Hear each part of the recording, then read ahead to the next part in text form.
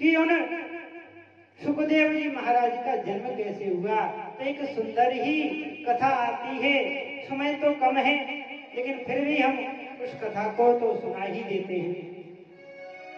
तो सुखदेव जी महाराज के जन्म के अनंतानंत वेदों में, अनंतानंत पुराणों में, अनंतानंत ग्रंथों में अनंतानंत भाव आए हैं। एक शिव पुराण नाम का ग्रंथ है, उसमें भगवान शिव के अवतार सुखदेव जी को माना गया है। और एक विष्णु पुराण नाम का ग्रंथ है, उसमें भगवान विष्णु के अवतार ही माना गया है। और एक रुद्र यामल ग्रंथ है, उसमें कहा गया है कि ये जो सुखदेव जी महाराज हैं ये श्री राधा जी के खेलने के सुख हैं। उसका प्रमाणिक श्लोक भी है कि क्रीड़ा सुखो श्री वृषभानुजाया पवित्र चंचु प्रिय चुंबनेन एकांतिको नन्य रहस्य पाठी निकुंज प्रासाद सदा निवासी। राधा रानी के पालित सुख हैं और राधा रानी सुंदर सुंदर ठाकुर जी की कथाएं सुखदेव जी महाराज को सुनाती हैं, वही सुखदेव जी महाराज हैं। लेकिन एक और बहुत ही सुंदर ग्रंथ है जिसको कौशिकी संहिता कहा गया है। उस कौशिकी संहिता में एक अंडे, सूखे हुए अंडे से सुखदेव जी महाराज की उत्पत्ति का कारण बताया गया है। आगे जाकर के कहते हैं कि एक बार क्या स्थिति बनी कि नारद जी को एक मन में उत्सुकता हुई कि काफी दिनों से देवलोकों में कुछ चहल पहल नहीं हुई। और नारद जी का क्या काम है? इधर की बात उधर करना, इधर की बात उधर करना, न्यूज देना। आजकल के लोग न्यूज देते हैं, पहले नारद जी देते थे। तो जाकर के वह उनके मन में विचार आया कुछ लीला होनी चाहिए, क्योंकि कोई लीला नहीं होती है तो मन नहीं लगता है नारद जी का। ये जो हमारे घर में भी कोई रोज वही एक ही सब्जी बनती रहे तो मन लगेगा। कभी दाल बने, कभी कुछ बने, कभी कुछ बने, तो हमारा मन लगा रहेगा। तो उनका ऐसी नारद जी का मन है। नारद जी का मन बहुत चंचल है। बोले कुछ चटपटी बातें होनी चाहिए। बोले क्या होनी चाहिए? बोले चलो शंकर जी के लोग को।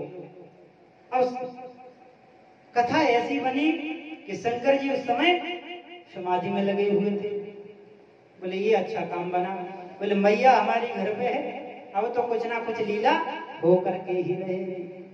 नारद जी ने कहा माता जी प्रणाम। बोले आओ नारद जी आओ, प्रणाम प्रणाम, आप आइए, आप बहुत दिनों के बाद आए हो।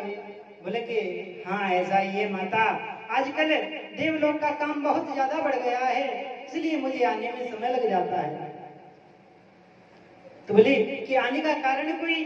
बोले कारण कोई नहीं है, बस ऐसे ही इच्छा करी तो आपके दर्शन के लिए आ गए। तो बोलिए कि हे नारद जी महाराज आप कुछ जलपान कर लीजिए। सुंदर पार्वती माता ने जलपान कराया। अब नारद जी कुछ मुस्कुराए। अब मुस्कुराए तो माता ने कहा कि हे नारद जी तुम मुस्कुराए क्यों? शंकर जी तो समाधि में थे।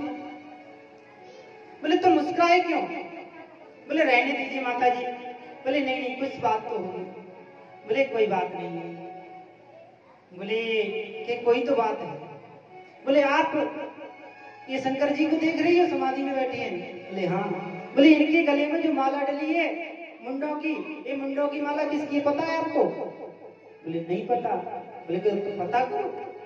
इतनी सी आग लगाई और गायब है नारद जी अंदर ध्यान हो गए।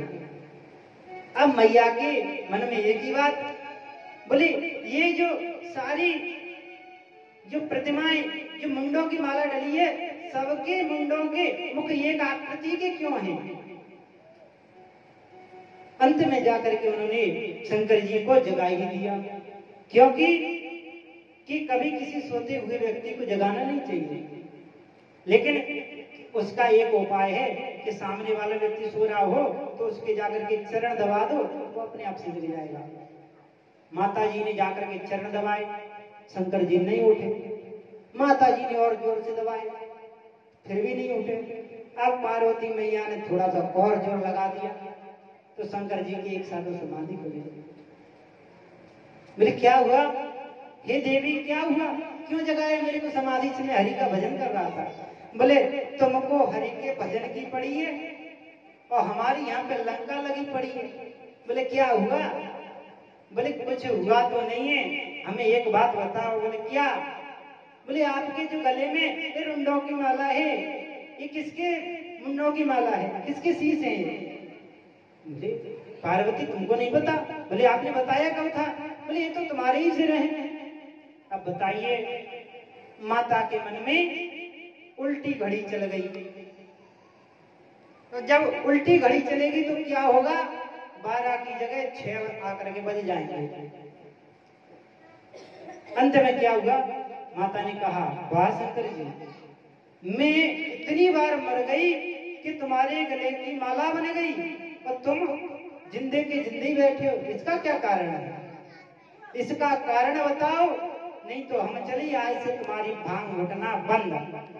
पार्वती मैया जाकर के और अपने शयन कक्ष में जाकर के चली गई, गोप भवन में चली गई। अब तो शंकर जी कहे, बोले अब हमको भांग घोट के कौन देगा, रोटी बना करके कौन खिलाएगा, अब कैसे काम चलेगा? अंत में जाकर के शंकर जी मनाने लगे कि ऐसा है पार्वती, हम बताते हैं। तो बोले कि ठीक है बताइए फिर। उन्होंने कहा कि हमने अमर कथा को सुना है।